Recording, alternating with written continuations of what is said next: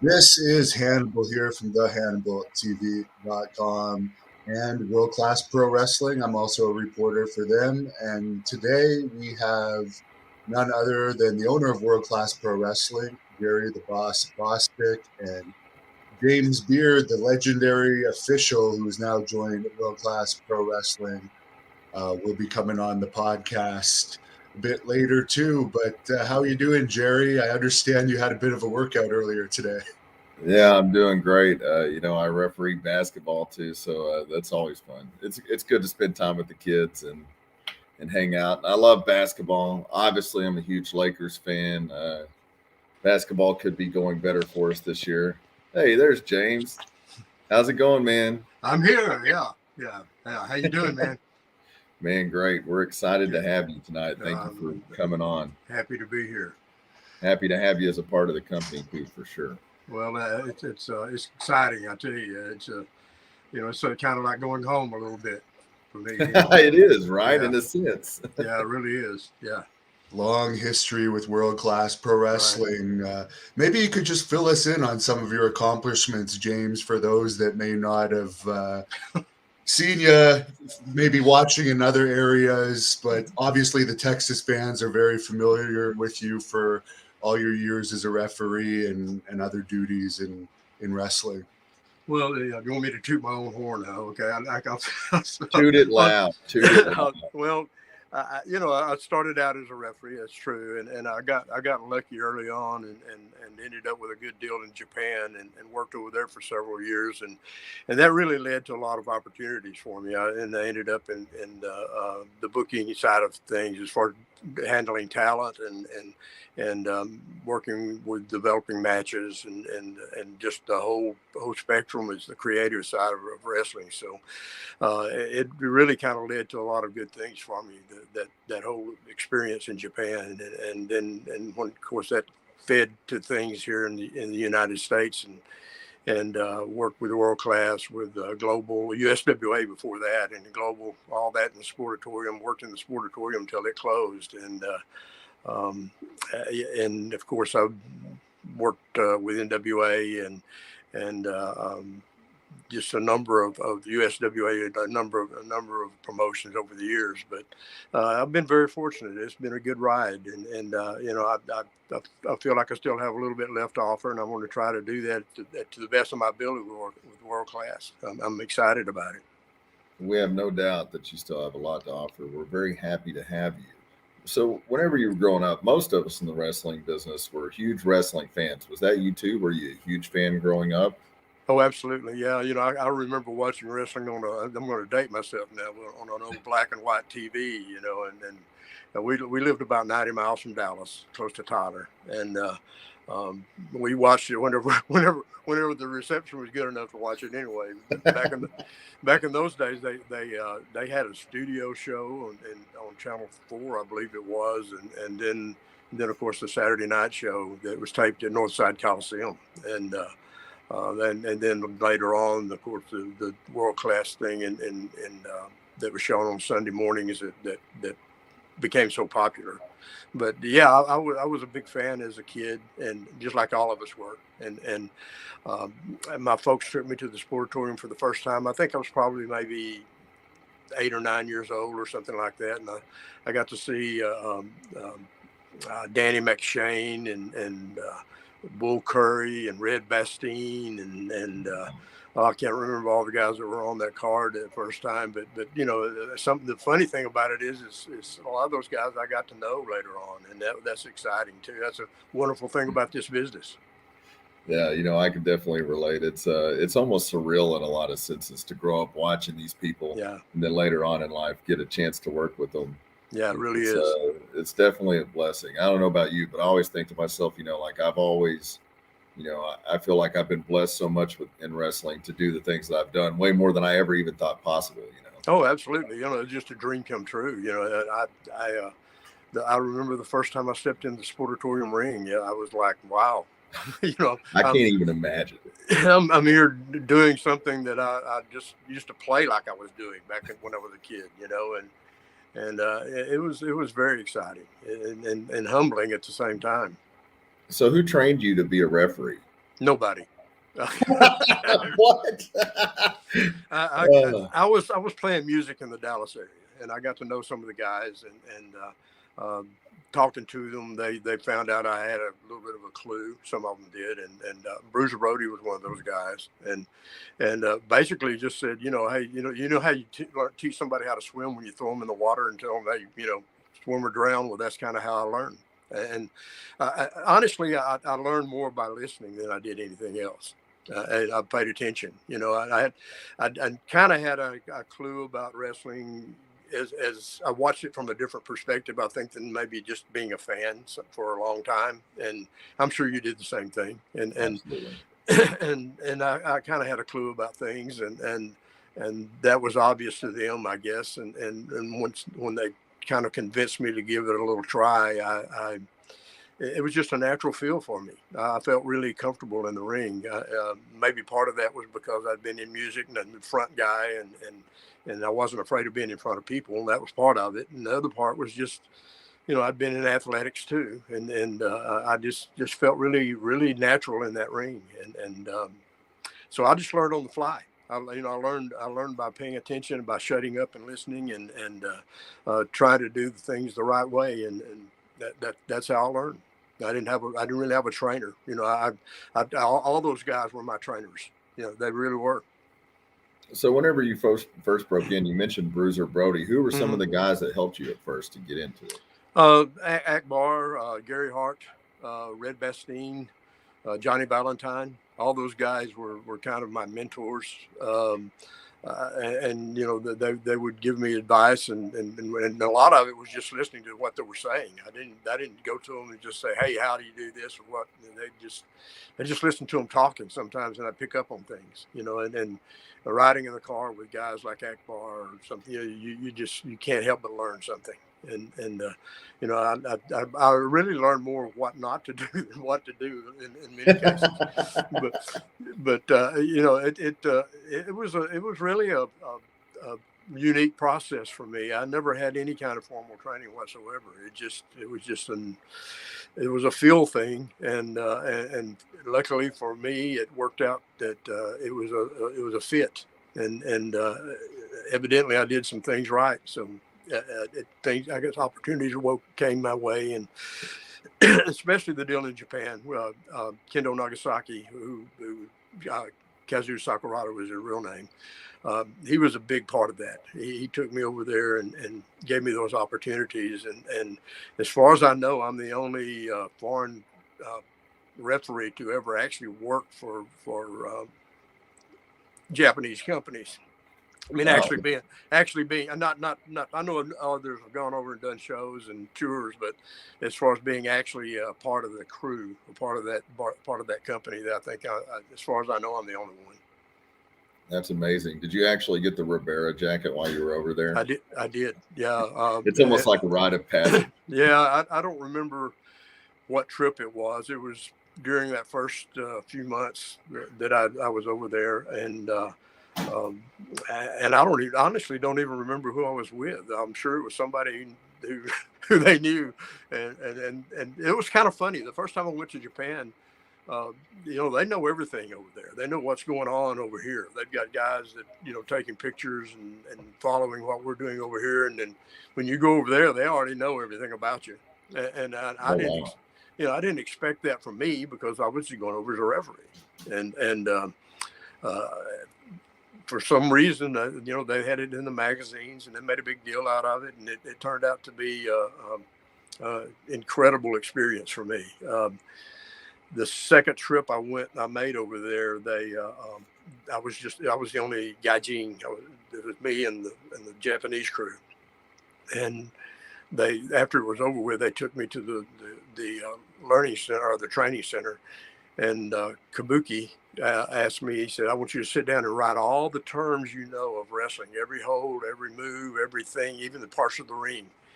And what they were doing is they were taking this and writing it out and using that to help. Some of those words aren't in Japanese. They don't have it. So a lot of wrestling terms are just English terms.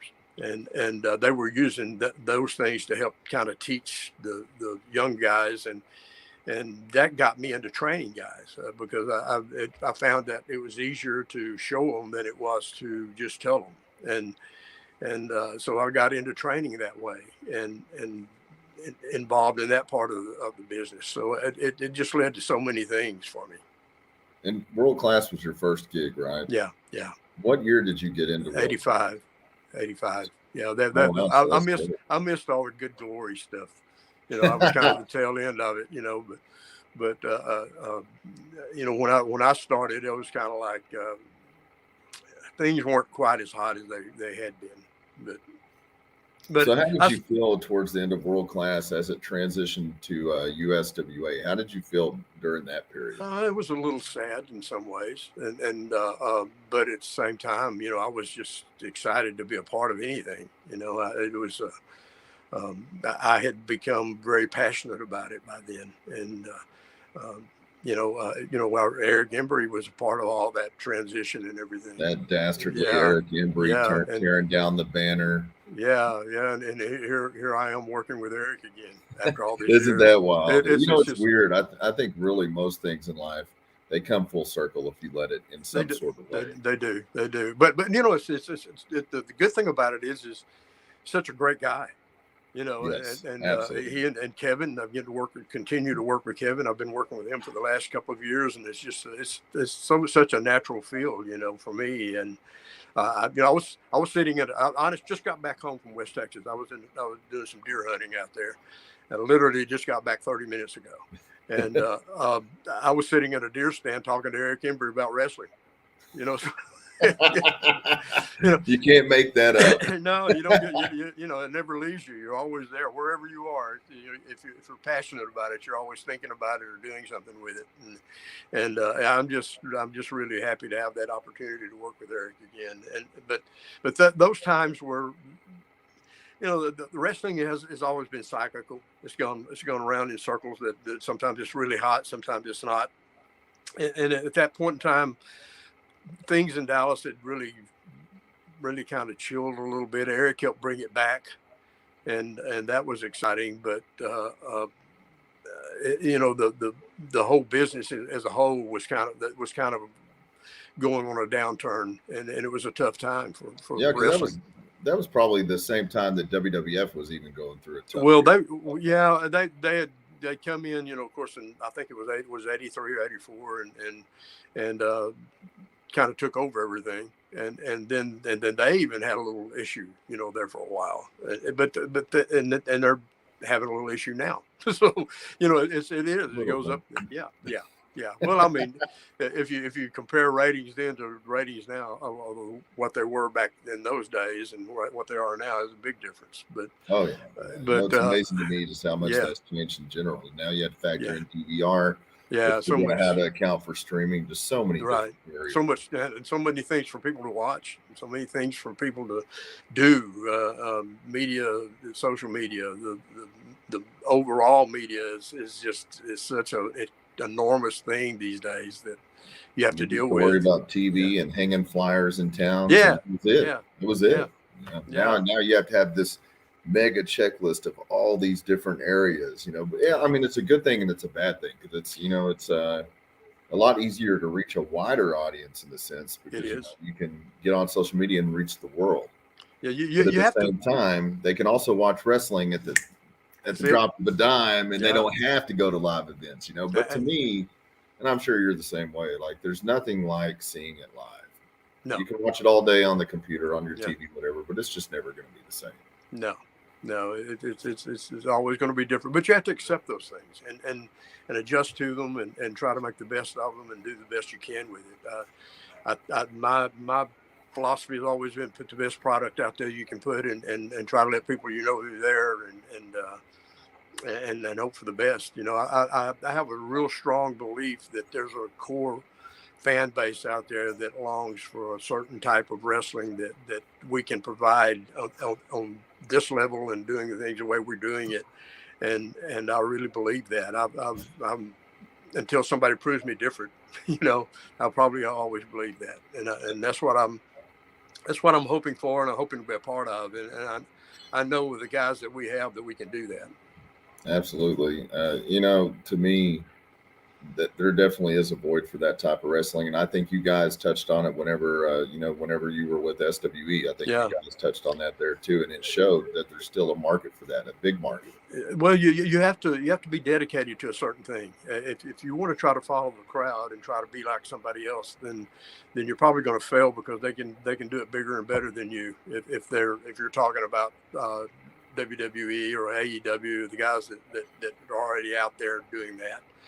So you have to establish some kind of style, or some kind of philosophy that core fan base can relate to, and be willing to stick to it. And that, yeah, we were doing that and doing it successfully. We were drawing a lot of the house shows were always good, and I think that thing works. I think it's just something that you have to really be dedicated to. Yeah, it's people don't understand too. The difference between SWE World Class and then like an AEW and WWE. We don't have that kind of staff. We don't have the Right. resources in a lot of ways, so we Right. have to make everything count.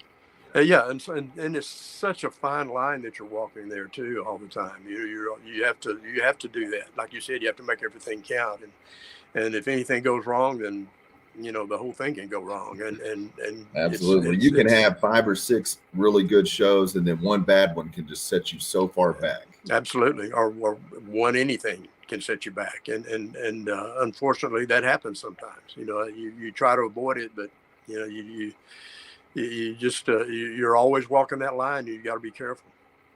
I think World Class and SWE both, you get it caught in this dangerous situation, because there's a difference between being an indie company and a major company, obviously. Yeah. And getting caught in between is a very dangerous place to be. Very much so, because you don't want to be on that lower level, or at least you want to have the fans look at you in that way, that perception of you being a lower level. But at the same time, you have to be careful what you do when you're moving yourself up that way and exposing yourself, and there's a lot of pitfalls. It's dangerous, and you have to be careful. But I feel very, like I said, I keep saying this, but I really, really believe this. With guys that are quality people involved, I think that you can avoid most of those pitfalls anyway, the major ones, and that's what we're going to try to do. Absolutely. What is your job going to be with World Class, James? Maybe you guys could let the fans know exactly what your role is going to be. I asked Jerry the other day if you were going to be refereeing, but I guess maybe here and there, but not full time. Well, I'm kind of like that old song. I'm not as good as I once was, but I'm as good once as I ever was. So Good song. Good song. It really is, yeah. And that kind of describes me these days. I've been around a long time, and I think I can still work at an elite level in the ring if that needs to be done. But I don't know that I want to do that for 6 or 8 matches a night. But yeah, I'll probably put the referee shirt on a few times, but otherwise I'll be doing pretty much whatever Jerry wants me to do, and helping with Eric and Kevin in the creative side of things, and there's a lot of things for us to handle. It really is. We've already experienced that to some degree, and I'm kind of finding my footing. I'm just going to try to be the best helper I can be. That's what I'm going to do. I think we're all at this point, we're trying to find our footing amongst each other. Yeah. And the good thing is that, we've all done a lot on our own. And so for us all to come together and the calls that we've had, they're so harmonious. Like, we have no issues at all. There's no egos. All of us are just wanting to put out the best product. And I think that's what it has to be like.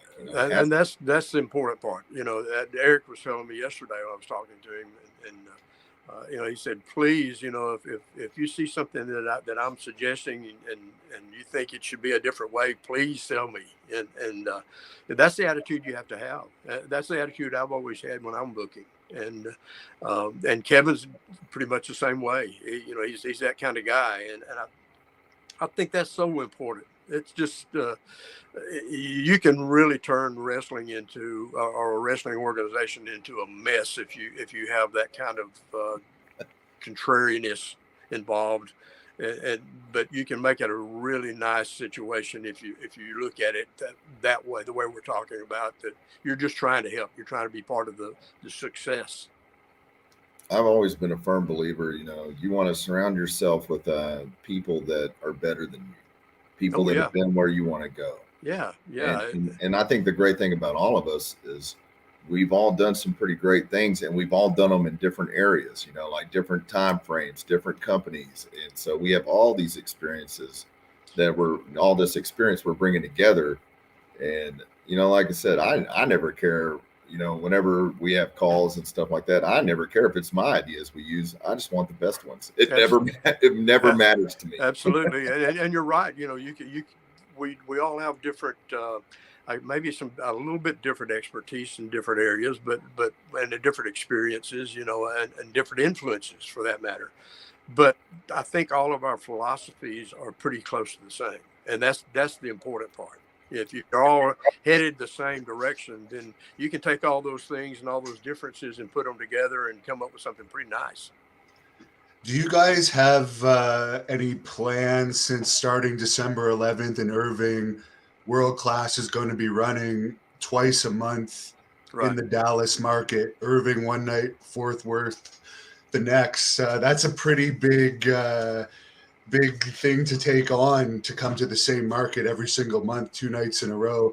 What are some of your plans to keep the fans coming back? Well, that's going to be a trick, to be honest with you. But I think that the creativity that we have involved and the people we have here, I believe we'll be able to handle that. I think we'll be able to create situations that people want to come back and see, and I think that's the key to it right now. The long-term thing would be, we want to build our own talent and make those guys as desirable to come watch every night as they used to, some of the talent that used to come out of World Class years ago. And that's the long-term goal, to do that, and to have hopefully I'm hoping that we can have some kind of local media outlet at some point. I'm sure Jerry's working on that, or trying to get that done. That would be a big plus. But I think with the minds that we have involved, I believe we'll be able to take situations and create them where people want to come back 2 nights in a row in the same area. I think that we all understand too that it's not going to be built or given to us. It's not going to be given to us at first. We're going to have to build it. And, I think we're establishing a good group of people to start building that. I think one mistake I made last time, and I think SWE even kind of fell to the same pitfall. You cannot rely on name talent to build your company. You can rely on them to help you build your talent and to get people in initially, but in the long term, it's not going to work. You have to, whenever you bring people in, you have to think about a return on investment on these people. Right. And, when you have one, okay, you can probably get a return on investment on them. But as you pile them up, you have 4 or 5, 6, 7 people in a show. Now you're talking a totally different situation. And it's absolutely vital, like you just said, for us to build our oんtalent. Absolutely, and create situations that people want to come back and see, and there's no question that some of the name talent can help you at least enhance that to begin with, or along the way. But you can't depend on that, because you can't depend on them. It's that simple. Absolutely, and I think we're absolutely working on local television at the moment. Hopefully, we have that pinned down by December, January. We also have our streaming service. Now content is also a thing too. It's amazing how much the business evolves in general. Yeah. And now I mean, it's a good situation to have. To have a content problem, it's a good situation to have, because now we're like, hey, we're obviously having demand already, and we have to create the product to get to each one of these forms of media that we need to get stuff out on. And it's a blessing to have you guys be a part of it in general, because I have no doubt that amongst all of us, we're going to put out a really great product that people are going to want to see, and they're going to want to come to both shows.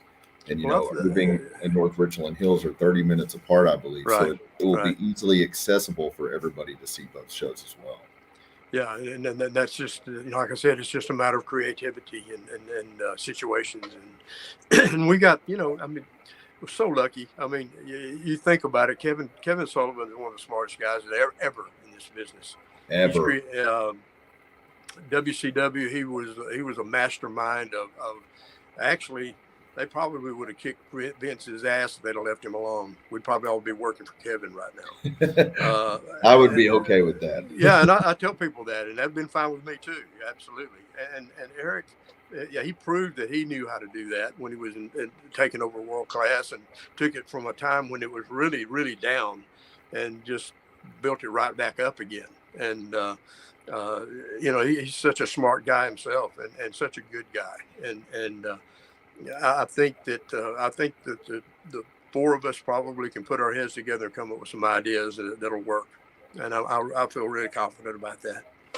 I do too, and I think one thing with World Class, the last time that people are going to see way different this time with us, we were excellent at putting together spot shows, right? And with us making the trend towards more of an episodical TV approach, they're going to see a big shift in storylines, the way characters are presented, the way the product's presented in general. Before, I enjoyed doing all of these different types of shows. I mean, we had like movie crossovers. We had football shows, basketball shows. We had spot shows, school shows, every kind of show you could think of. But I think we're attempting to streamline the product, and we're going to present a whole product, as a unit that people can tune in and follow the entire thing. It is a different mindset to do spot shows and do, like you said, episodic type situations. I think the one advantage we have in some ways is going to be easier because we're booked out for a whole year there. Yes. And we know we're going to be there. One of the problems we had with SWE sometimes is we didn't know, we had like 2 or 3 months ahead of time, maybe 1 month ahead of time. And you can't plan that way. You have to know where you're going to be in order to know where you're going to go. And a lot of that was a difficult situation for us. And I have to say that a lot of that was during that COVID time too. So it was some amazing things done during a very difficult time. My hat's off to you guys. I remember seeing, and I think I told you about it privately when it was all going on. Like, man, you guys were doing amazing work during a period where, outside of the major companies, nobody really was running shows. Right. You guys took that, capitalized on it, did it effectively. I mean, it was really what you guys did during that time period. To me, anyways, I thought it was amazing. Yeah, I know there's going to be people out there that are going to go be haters and that kind of thing, but if you always, always, that's the way this business is. But if you think about it, that period of time, that was a source for a lot of guys to get some work that wouldn't Absolutely. Have gotten it otherwise, and a lot of people got to see wrestling that they otherwise wouldn't have gotten to see, and they got to see some good wrestling. I could sit here and tell you some negative things, and and tell you some things that should have happened and didn't happen or shouldn't have happened. But why? What's the point? The point is that it is what it is. And that's a Red Best theme thing, by the way. I'm not a guy that keeps looking backwards. I want to look forward, and I'm proud of what we got to do and what we accomplished. But at the same time, I'm looking forward to doing even more now. Well, I think you said it great. And I think it comes to the stuff we went through with World Class the last time, SWE, whatever. It doesn't gain anybody anything to get on here and be negative about it. It just doesn't. And, I think that's unfortunately a trend in society in a lot of ways. People tend to focus on the negative. But on the flip side of it, you guys had so much to be proud of. And it's no different than the last run of World Class, I made a lot of mistakes. There's, on the daily. I'm not perfect, never will be, but my heart is good and my intentions are good, and And I feel like our heart was always in our product. I felt like you guys too, the same way. Like the product you put out, your heart was in it. You believed in it. You guys did a lot of great things in Texas, and there's nothing negative to say about it. I've said it publicly before. Sometimes a company just grows too fast. That's another issue. That's absolutely true. It can happen, and you can find yourself in a position like, well, what do I do now? Because I don't have the resources to really do what I need to do, and and that puts you in a bad situation. So you have to be careful about that, and I'm afraid that might have been part of it too. I think so. At Yeah. one point, I mean, how many different TV outlets and online outlets did you Oh guys my have? goodness, You had a lot. a lot, and you've got to, if you've got those things, the only way for them to pay off is for somebody for the ads to be sold. And people have no idea that have Yeah. not done it. And I'm not knocking anybody that's watching for not knowing, but you have no idea how hard it is to sell that ad time. It is so hard. Yeah, even when you're trying to almost give it away, it's hard. And two, there's always that aspect that do you have all the right people in the right positions and doing the right things, and that's a tough situation too when you're trying to do everything yourself. Oh yeah. It can be a pretty daunting situation for you, and that happens sometimes, and a lot of things fall through the cracks. A lot of people fall through the cracks. Mistakes are made, and it just happens, and unfortunately that's a narrative that you see in this business a lot of times. And you talked about people being negative and society being negative. Wrestling has always been kind of a reflection of society anyway, and unfortunately that part of it gets involved in this business too, especially in some levels, and it's sad really that it happens, but that's just the way it is. It really is sad. I think most of us, we get into wrestling because we love it. But Absolutely. oftentimes, whether it be our lives, whether it be our journey in wrestling, something along the way, sometimes people forget that. Yeah. And you would think if you're all in something that everybody loves, you would be supporting each other and helping each other instead of tearing each other down. And not everybody does that, but there is a large amount of people that do in the wrestling world, and we would be so much stronger in a lot of senses if we were united. And I mean, that's just my opinion on it. Absolutely. I stay involved because I do love it. I'm passionate about it. I think all of us do. I If don't- you're in yeah. this and you don't love it and you're not happy, I don't Yeah. know why you'd mess with it. Absolutely. Yeah, absolutely. It can be pretty painful sometimes. I don't have to do it. Unfortunately, I'm in a position I don't have to do it, but I want to do it. I want to be a part of something that's positive and grows, and I'm determined that as long as I can do that, I'm going to try to do it. If I have that opportunity, and thank goodness for you and for World Class that I'm getting that opportunity again. I'm really thankful for that. Man, the pleasure is all ours. We're all very excited to have you on board. Whenever we made the call, like I immediately felt better about things, honestly, because I know, me and you can do a lot of great work together. I talked to Tom. For those of you who don't know, I'm talking about Tom Lance, the owner of SWE. I talked about Tom beforehand, and he couldn't say enough. I mean, which we already knew each other anyways. But, Right. Tom couldn't say enough about how much you helped him, and I knew good and well that me and you could work really well together and accomplish a lot of great things too. So I mean, it definitely, I went to Eric and Kevin and I said, I really feel like James is going to be a great asset to us, and honestly, I feel like he's going to be great for me to work with personally. And I mean, as you know, they were both so on board with it. And Well, that was an important factor for me too. And I just wanted to make sure that they were good with it, and they knew that my intentions were just strictly to be the best helper I can be, and that's it. I've done that my whole career basically. I mean, I've had the situation where I was the guy, but I also most of my career I've been the guy that's in the middle and the guy that helps the guy, and I'm comfortable there. I don't have a problem with that. me too. I've never, I don't care. When I've worked other people's shows, I just do whatever you want. I don't care. I don't have that ego. I don't have that pride. Okay, if I'm wrestling, you want me to go out and put somebody over? I don't care. Yeah. You want me to, Yeah. just help you with things in the back or do whatever?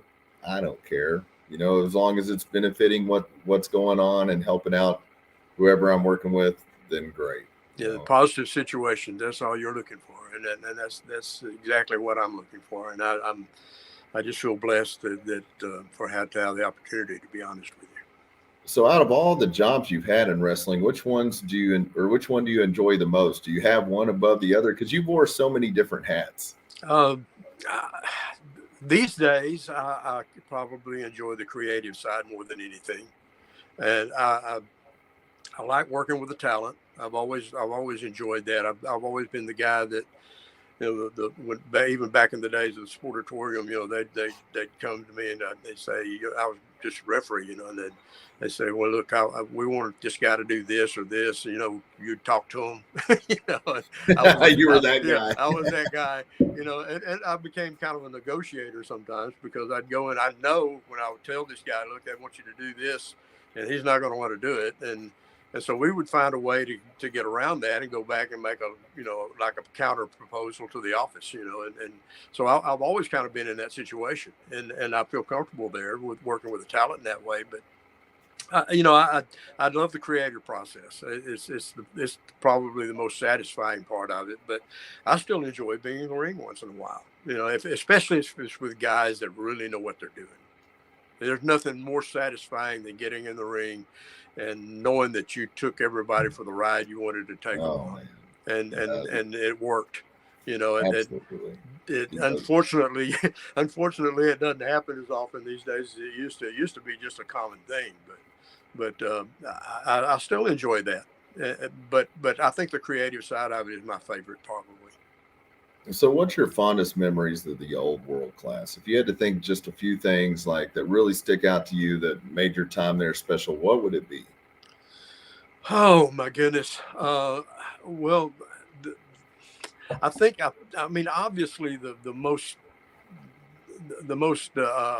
predominant thing about world class was that Freebird Von Erich feud. Oh my goodness! And still one of the best feuds ever.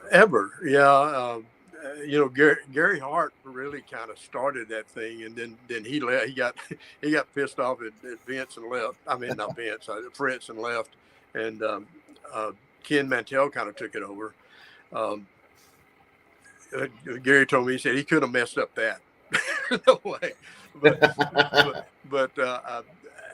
I think probably my fondest memories are really of that thing, that whole situation, because it wasn't just the Freebirds and the Von Erichs. You had Iceman, you had Chris Adams, you had Bruiser Brody involved, Kabuki, One Man Gang, all those guys. It was such an incredible situation, and plethora of talent. It was just, and it's so well done for a while. And I actually got to put the last 3 count on the whole deal. Wow! Yeah, and the last time the Von Erichs and the Freebirds got together was at Carey's Memorial, and I wasn't planning on working at all that night. We had David Manning coming back in, and Bronco was coming back in, and I was just going to kind of help work in the back and that kind of thing. And Fritz came up and he said, okay, who's refereeing the main event? And I said, David. He said, no, you are. And I went, that had to feel good. Okay. Very humbling, I bet. Yeah. And so technically I got to be the guy that helped in that, I guess, put the last 3 count on it. But, being in the ring with those guys, such an incredible experience. I remember the first time standing in the ring and Freebird started, and I was like, and honestly, I don't get really too caught up in those kinds of things. I'm not a big mark for anybody in particular, and I don't get that nervous in the ring at all. Never, I never have, even for the first time. But when I heard that Freebird start, I honestly had chills coming down. I mean, it was incredible. And it's kind of the same thing with Stranglehold and those kind of, Just those, iconic. oh my gosh, it's such an incredible experience to be standing there waiting for those guys to come to the ring. And so those memories are something I really hold dear, in world, as far as world class goes, and working the sportatorium. What an incredible experience that was. It was my home. We had Jose on here. He wants to know if you would share a Bronco Lubitz story. I'm sure you have tons. Yeah, Bronco. He was another guy I consider a mentor too. He was such an incredibly smart guy. He knew everything. He was one of those guys that even if he wasn't involved in the creative side of it directly, they would go to him. He and Akbar both. They would go to those guys and say, "Hey, does this sound okay?" That's how much respect they had. There's the old rumor that Bronco would count with his feet, but he wasn't really. I don't remember him ever actually doing that. But he would lean down and grab the rope and count like this. He'd hold on to the ropes and count. He just couldn't move that well. But one of my favorite things about Bronco, and a lot of people probably didn't even notice it, was he obviously was an ex-wrestler. He was a great wrestler at one time, and a manager, and then of course he was refereeing. And I remember one night, and I can't remember who it was in the ring with him, but I remember that they kind of ran into him. It was an accident. They ran into him, and he took the most beautiful bump. I mean, the classic bump that you teach. And I thought, that's just ingrained in this guy. It's just there. And that was one of my favorite Bronco moments, because it just showed what a pro he was. But he was a wonderful guy, super guy. Really miss him and the guidance that he gave me over the years. Herb Simmons is actually joining us tonight. Hello, Herb. Hey, Herb, how you doing, man? He wants to know what you could share about working Bruiser Brody's matches. He's a big Bruiser Brody fan. Yeah, and I know Herb booked Bruiser a lot of times in his promotion up there. And Herb seems like a really good guy. He is a super guy, wonderful guy, good friend. I love Herb.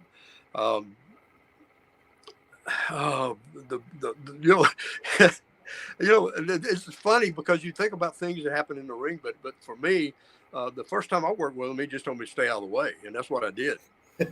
and he ended up hitting me over the head with something. I can't remember what it was now, but one of the things I remember about Bruiser is in the dressing room one time, the guys were cutting up, and I think it was John Tatum, one of them. They were just cutting up, acting silly, doing something silly. Yes. And Bruiser walked up behind him, and he looked around and saw him, and it was like he just stopped. It was that kind of respect. Like, okay, I can be silly with everybody else, but I can't be silly with him. It was kind of, those are the kinds of things I remember, those little things out of the way that didn't happen in the ring that mean so much. But Bruiser was, he was such an important part of world class. I mean, everywhere else he was considered a heel, a bad guy. And here he was a hero. He was a friend of the Von Erichs. He came in and took care of business for him. And such an incredibly intelligent person, and you hear all these rumors about him and everything, but he was really not a hard guy to deal with at all. If you dealt with him the way you should deal with him, and I'm sad about even thinking about losing him, and I think about Barbara and Jeff, and there's no way that should have ever happened. But he was a iconic presence in this business, and over in Japan when I'd go over there, he was like a god. Unbelievable. Granny Hulkster's with us, and she wants to know what's some of your favorite matches with JBL, and you guys are also very good friends, correct? Very good. Yeah, I talked to him just a couple of days ago. He called me.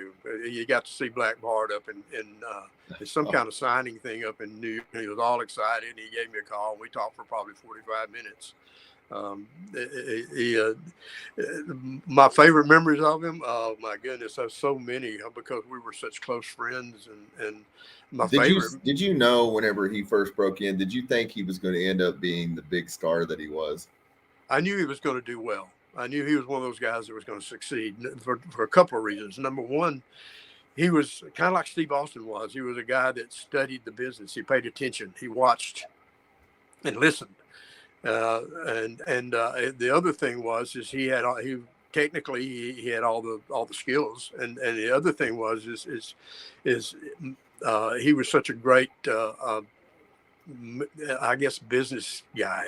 He understood the business, and I knew he was going to make it. I knew he was going to do well. He obviously understands business in general, apparently. Oh, well, yeah, that's He's apparently a very intelligent guy.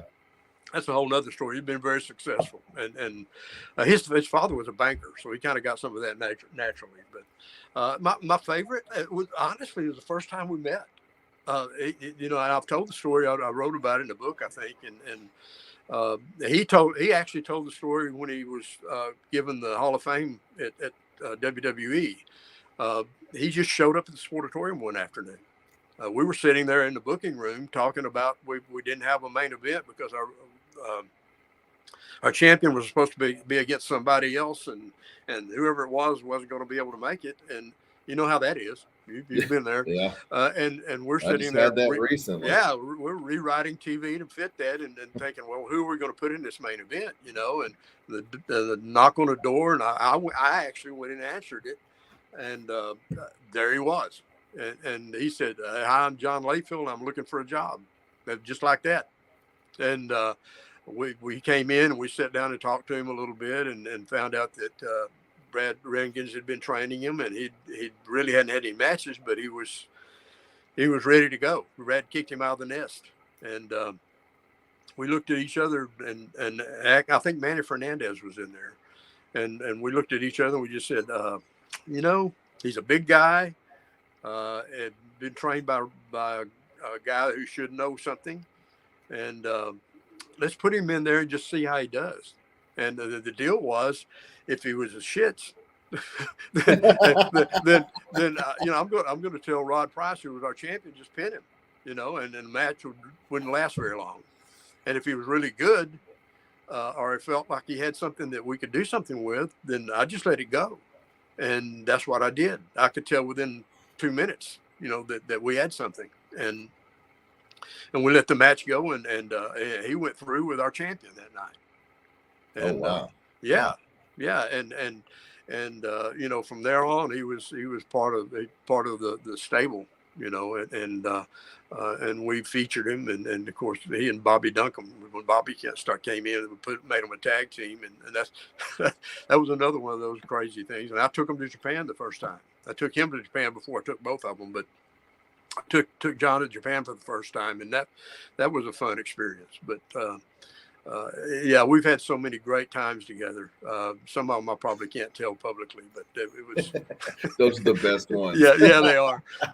Yeah, but he's a great friend. He still is to this day, and that's another one of those things about this business. And I tell guys when I'm training and when I do clinics and that sort of thing, that when you get through with this business, you may have championships, you may make a lot of money, but the thing you come away with is the relationships, and that's the most important part. Absolutely. For those of you watching too, James, tell them where they can get your book at. You can get it on Amazon. And I usually have some with me when we have shows. So if you want me to, you want one that way or sign it. I'm trying to. I keep telling people I'm dedicated to finishing the second one. I've got to get it done. And I'm planning on doing that within the next couple of months. That's fantastic. We got Elbow Sausage with us. He says he can't wait for the December 11th show, and he wants to know if you have any Steve and Sean Simpson stories. Oh yeah, great guys, super guys. Sean, I wasn't around Sean as much in the business. He kind of left it.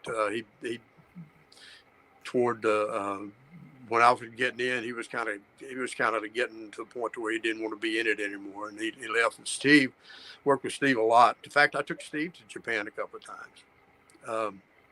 which is kind of funny because a lot of people thought, here's this pretty boy guy, that he's going to get ate up in Japan. Yeah. Didn't happen.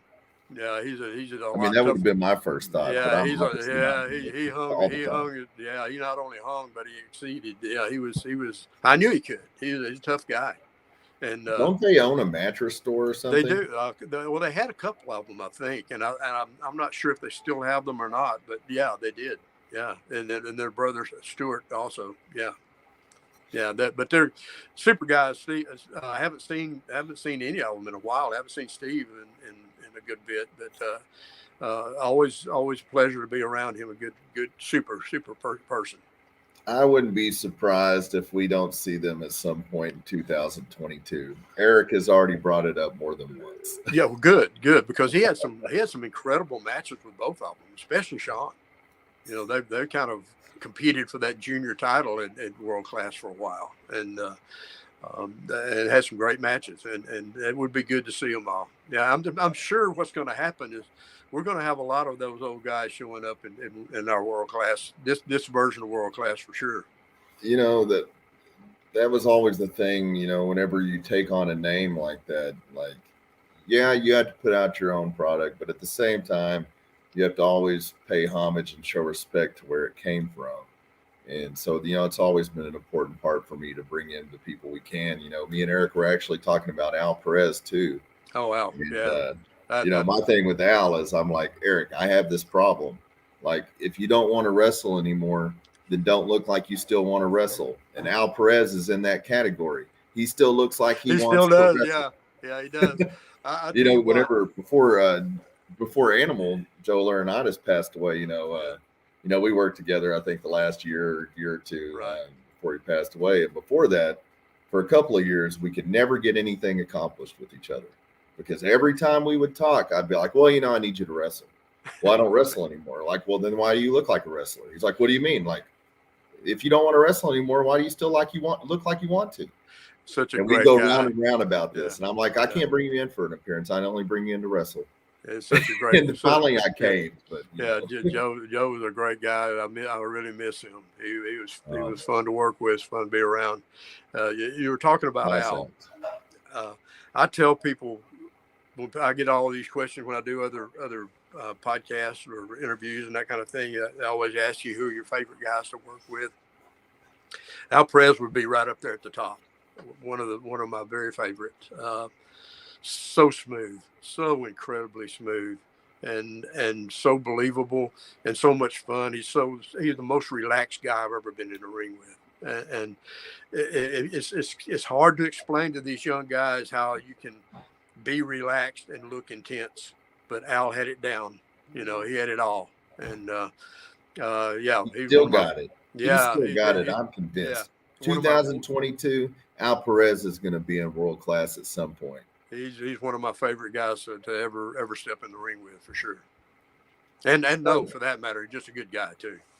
We got Sunset Moth with us, and he asked, "How were the matches you had with Bruce Pritchard in 1992, and your thoughts on him now and his WWF success?" Oh God, I was hoping nobody bring that up.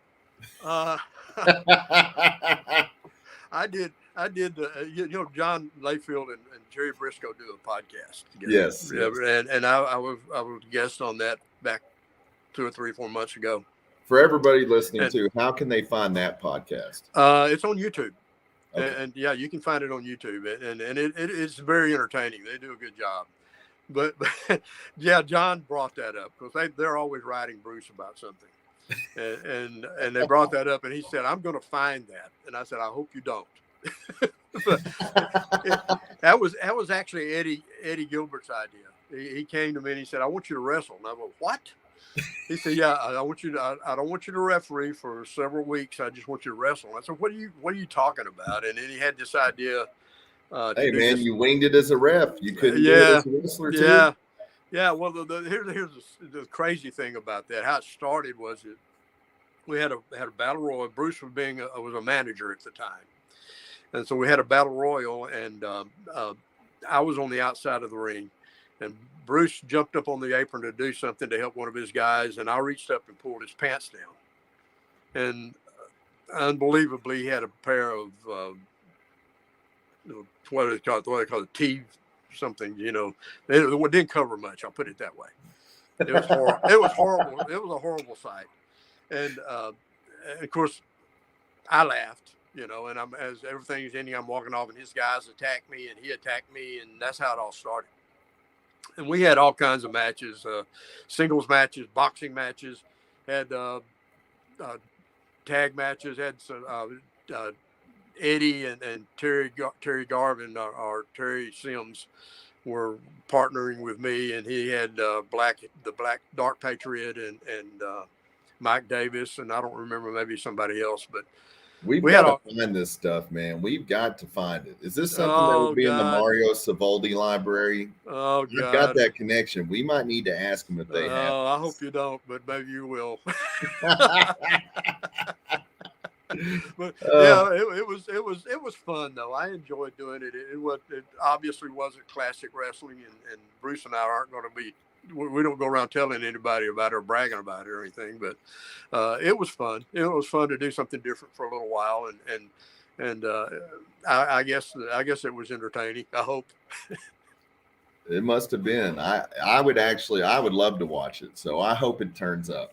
If it does, I expect you to let us know so we can share it with the world. Yeah. Well, I'm not going to promise anything. Yeah, it was. I've had a few matches over the years, but that was one of those situations that Eddie came up with. It was kind of funny. It was fun. We got Henry with us, and he says, "Hey everyone, I was a big fan of World Class. How did you feel about the sale of World Class to Jerry Jarrett, and how did you feel about Jerry Jarrett?" I've always got along with Jerry Jarrett very well. I got a lot of respect for him. Me too. It was a tough time. Like I said before, it was one of those times when wrestling was kind of, at least World Class was down a little bit. Eric had brought it back to respectability, and pretty much did it on his own, by himself. And I think probably when that happened, there was something fresh needed to happen. Something needed to shake things up a little bit. The unfortunate thing is the Memphis style and the World Class style are a little bit different.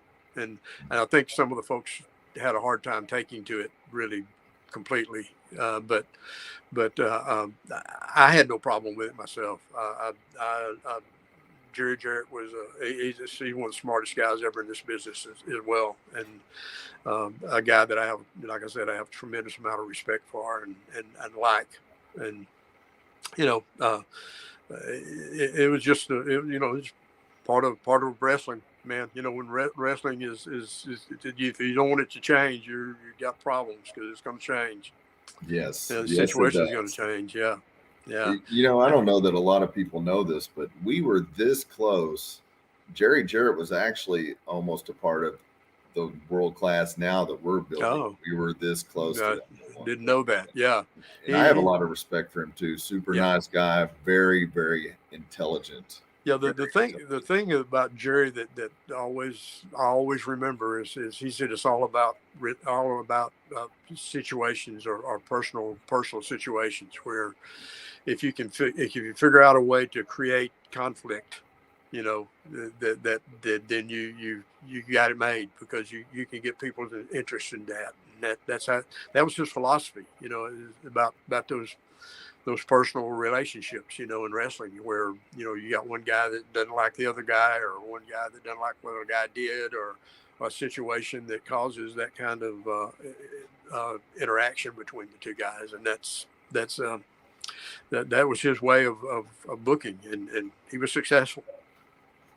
Yeah, absolutely. A lot of people might not know this, but whenever Vince McMahon almost went away over the steroid issue, Jerry Jarrett was set to run the WWF if that happened. Yeah. And, to put that in perspective, everybody watching this knows that Vince wouldn't trust his product with hardly anybody. So that should say a lot about Jerry right there. Well, he actually did run it for a while. during the times when Vince was having to step away a little bit. But he was, yeah, you're exactly right. He was the guy that Vince had pegged to do that, and there'd probably be a very, very small handful of people that he might have trusted with that. We got Todd with us, and he wants to know: is there anything else you can add about the transition from world class to USWA?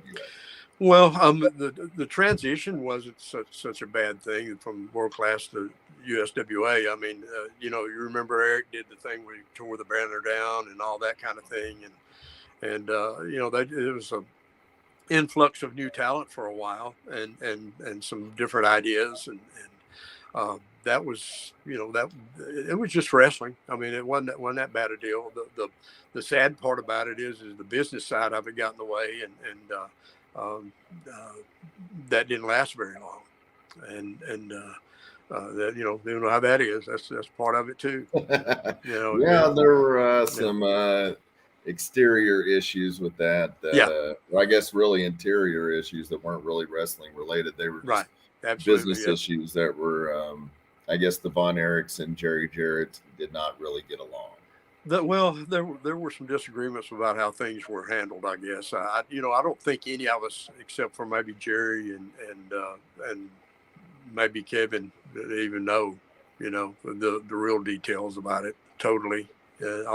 All we knew is that there came a time when there was a cease and desist letter on the wall of the door of the sportatorium, and that was the end of it. But the funny thing about that is I talked to Jerry many years later, Jerry Jarrett, I'm talking about, and I asked him just straight up. I said, Jerry, I mean, you got to feel pretty negative about your situation, your experience in Texas. And he said, no, just the opposite. That was my favorite time. And I was like, wow, I couldn't believe that. He said, I loved it. He said, I don't like how it ended, but I loved it. And that really shocked me because he was so positive about the whole thing, but that you never know, my conversations with him, we talked about it loosely, just, we just touched on it briefly. Right. And to me, I think he really was trying to do right by the Von Erichs, and maybe it was just just difference of philosophical things about how things should be done, but I don't think he really had any ill intent. I think he genuinely, he genuinely wanted it to work out for everybody. That's and I don't think. I mean, I don't know all the details about the disagreements or what was wrong. I don't know if it was something about money or something about how some things were handled or booked, or I don't know. I really don't. I mean, I'm sure some of that was all involved in the whole situation. Honestly, I was going back and forth to Japan by then, and so I was kind of in and out. So I didn't get all the details about it, but it was it's just unfortunate that happened that way, and for Kevin came in and tried to restart world class for a little while, and he didn't have TV, and he ran some spot shows, and I worked with him, but there was no way to rekindle what he had before at that point in time. And then 2 or 3 months later, I got a call from Mac, and he said, we got a new group coming in, and that was Global. And, that was the next chapter of the Sportatorium. What were your thoughts on Global? What was your favorite memories of that? It's kind of weird because it's almost like two different promotions when it first started up. And again, I was staying in Japan a lot. I was going over there, and sometimes I'd stay 6 or 8 weeks and come back. And thank goodness for Ack. He all those years that I was doing that and working at the Sportatorium, he always kept my spot for me. I never lost my spot, and I always credit that to Ack, because he was always my guy. He took care of me. But when it first came in, it was like it was going to be this huge deal with all these named guys coming in, and it was for a while. And I mean, we would do like 16 or 17 matches a night. And it was just unbelievable. It was like a marathon. But oh boy, it was horrible. It was horrible. But yeah, it was. And then of course the bottom fell out of the money for Joe Pedicino, and it wasn't long before Gray Pearson came in and Max Andrews took over, and it was almost like a local promotion again. You know, it was back to being that, and so it was like two different promotions almost, but it's the same name. And I'm really proud of a lot of the things we did, because we gave a lot of guys a start. We gave the experience, and you just look back on the guys that came out of Global and went on to become big stars, and without that, they may not have had that opportunity. So there was a lot of good things that happened with Global, even though it was kind of sad that some of it was another one of those situations where some of the business didn't get taken care of. You know, it had over 200 syndicated outlets to begin with. Yeah. And plus, that's a big deal, especially starting off. Yeah. Plus we had, of course, Max Andrews was a syndicator, so he was taking care of that. He's a really nice guy. I talked to him a couple of months ago. Eric had set that up. I didn't even know where I haven't talked to him since those days. He's actually teaching college. Okay. In Stillwater. But he kind of kept it afloat.